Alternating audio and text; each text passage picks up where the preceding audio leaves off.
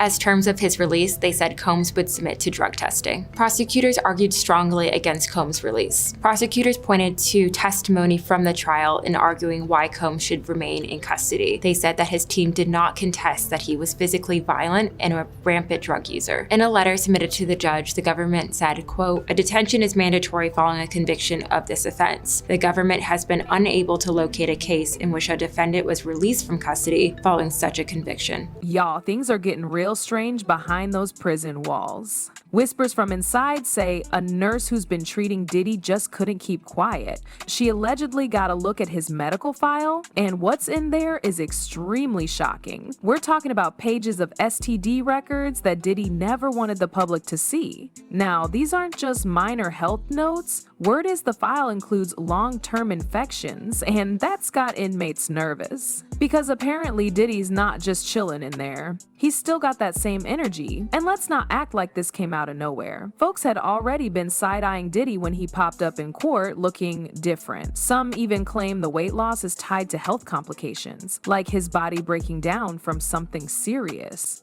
And with Diddy's history of raw freak-offs, folks are questioning how many others may have been exposed and whether this could be a quiet health crisis that's been spreading through Diddy's circle for years. And the craziest part might have all started way before Diddy even stepped foot in jail. You know, the next thing is, man, Craig Mack was the one that jumped Bad Boy off. And and it got so bad that Craig Mack, who died from AIDS, that man, he got brainwashed so bad from Diddy and got done so wrong. The man went to South Carolina and joined a cult with his family until he died of AIDS a few years ago. Let's take it back for a second, because all this mess with Diddy didn't just start in jail. One of the first major signs that something wasn't right goes all the way back to Craig Mack. Now, if you know your hip-hop history, Craig Mack was the guy who helped launch Bad Boy Records. He was supposed to be one of the cornerstones of the label, but then he just vanished. Years later, folks found out Craig Mack had moved down to South Carolina and joined a fringe religious group that a lot of people called a cult. He cut ties with the industry, stopped performing, and disappeared from the spotlight. And what really shocked folks, he passed away in 2018 from complications related to AIDS. That news raised a lot of questions, especially because people close to him said he had been through some deep emotional trauma before leaving the music game. Some believe he didn't just walk away because of music politics. He may have seen too much, and whatever he witnessed made him retreat completely from the Diddy lifestyle. He went from flashy hip-hop circles to living in isolation, worshiping full-time, and ultimately dying from a disease that no one saw coming. And now, in light of what we're learning about Diddy's wild lifestyle, those unsafe habits, the alleged health risks, people are starting to connect dots. So you're telling me I'm HIV negative? Absolutely HIV negative. But doctors warn his body is hanging by a thread. That you're in danger.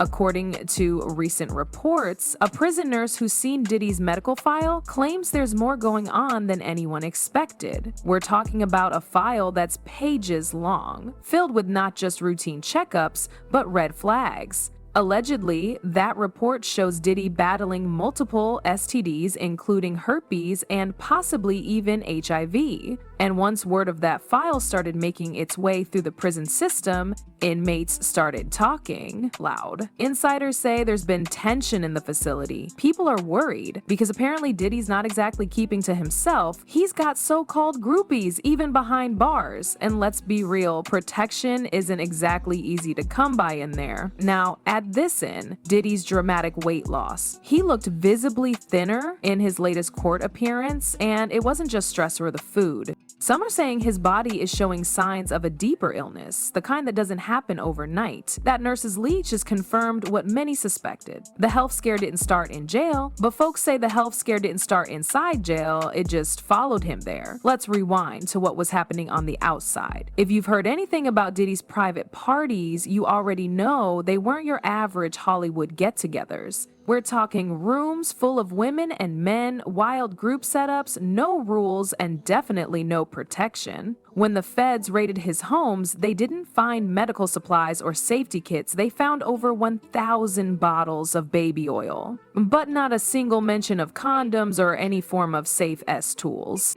These weren't just messy parties. Folks are now calling them disease factories. Diddy allegedly invited all kinds of people into these situations, and it was all happening behind closed doors with no limits. And now looking at the rumors, infections, and how many people are suddenly facing health issues, it's starting to paint a bigger picture. And now some of those same people from those freak-offs, they're starting to speak up. Several women have come forward recently claiming they contracted herpes, and all roads lead back to people in Diddy's circle. Not everyone is naming him directly, but when you look at the timing, the lifestyle, and the overlap of names, a pattern is starting to form. It's no longer just wild rumors. It's starting to feel like a web. People who were involved in the same parties, same spaces, around the same time, and now some are allegedly dealing with lifelong infections.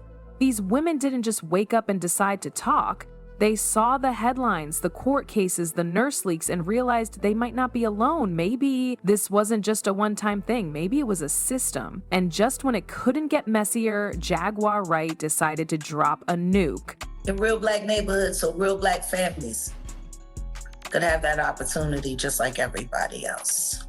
I mean, he actually caught HIV, like having like a lot of women. Oh yeah, let's just go down the rabbit hole of all of his sins. I'm just saying. You wanna know what's wild about that though? He faced that head up. He did. And he didn't stop doing what he's done. An advocate. Now he did that. And period. Listen to me.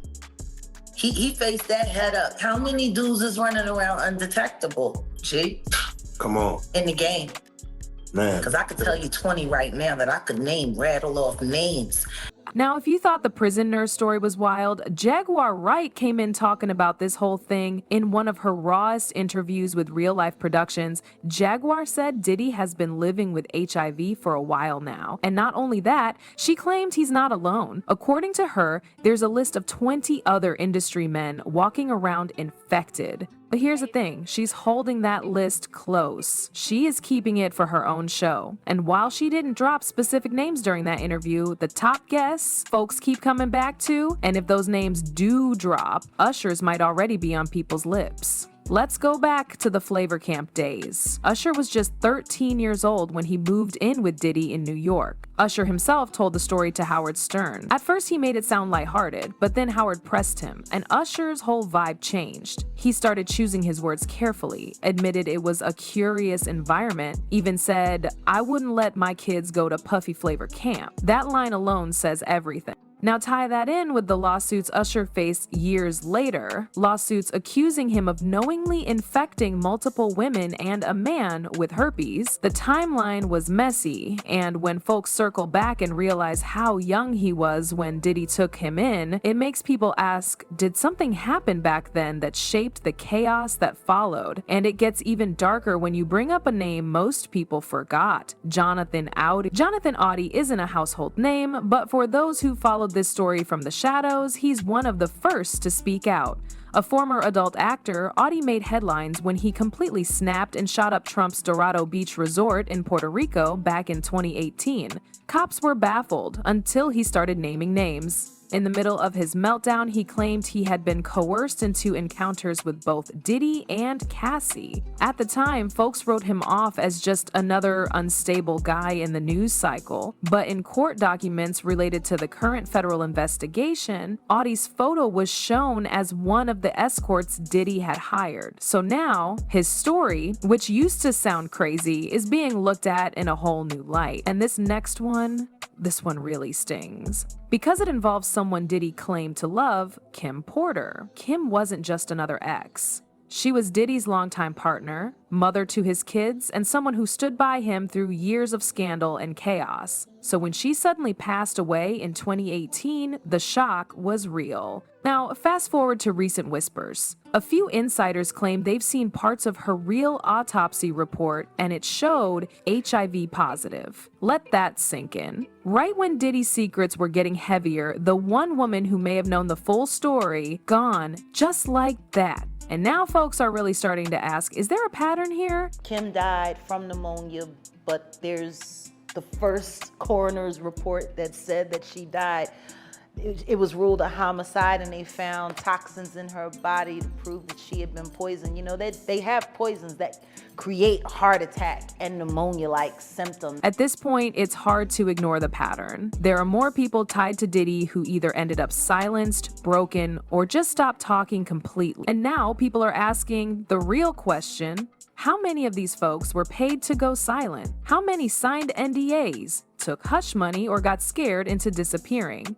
Because Diddy didn't just have power, he had resources. Enough to buy silence, make problems go away, and keep names out of headlines. Because Diddy's hush money trail, it's long and full of familiar names. Let's talk about Meek Mill. When Lil Rod dropped those heavy accusations about Diddy's freaky lifestyle and secret relationships, he mentioned a Philly rapper who used to date Nicki Minaj. He didn't say a name, but everyone instantly thought of Meek. Then, out of nowhere, Meek jumped on Twitter and posted a string of cryptic tweets, said people were trying to silence him, attack his brand, and push him out the game. He even offered $100, 0 cents K, for an investigation. But people didn't buy it. They said it felt like damage control, like he was reacting to something behind the scenes. And just when folks started connecting the dots, a video popped up. Diddy and Meek looked real close. Diddy smiling, praising him, saying, "You deserve it, daddy." Then it got worse. An audio clip allegedly leaked from one of Diddy's ex-bodyguards, hinting at something intimate between the two. Now, none of this is direct proof, but the pattern is the same. And Meek's not alone. People have pointed fingers at French Montana, Yo Gotti, even Usher again, all rumored to have taken hush money or received that don't speak warning. And industry folks, they say it's real, that there's a whole list of names who've been told to shut up and paid to keep it that way. And now, even inside prison, the whispers aren't stopping. Word from the inside says Diddy's not just sitting in jail, he's still moving like a celebrity. Insiders say he's got a group of jailhouse groupies, inmates who fight over making his bed, bringing his food, doing favors. But that's not the disturbing part. The same sources say Diddy is allegedly getting down with some of these dudes. And in prison, where there's no regular access to protection, folks are really worried. Because if those medical reports are true, and if he is carrying something serious, then this ain't just drama. It's a full-on health risk inside the facility. Some guards are concerned, inmates are gossiping. The energy around Diddy isn't just about fame anymore, it's about fear. But do y'all think about this whole mess? Drop your thoughts in the comments, and if this blew your mind, click the next video because this rabbit hole is only getting deeper.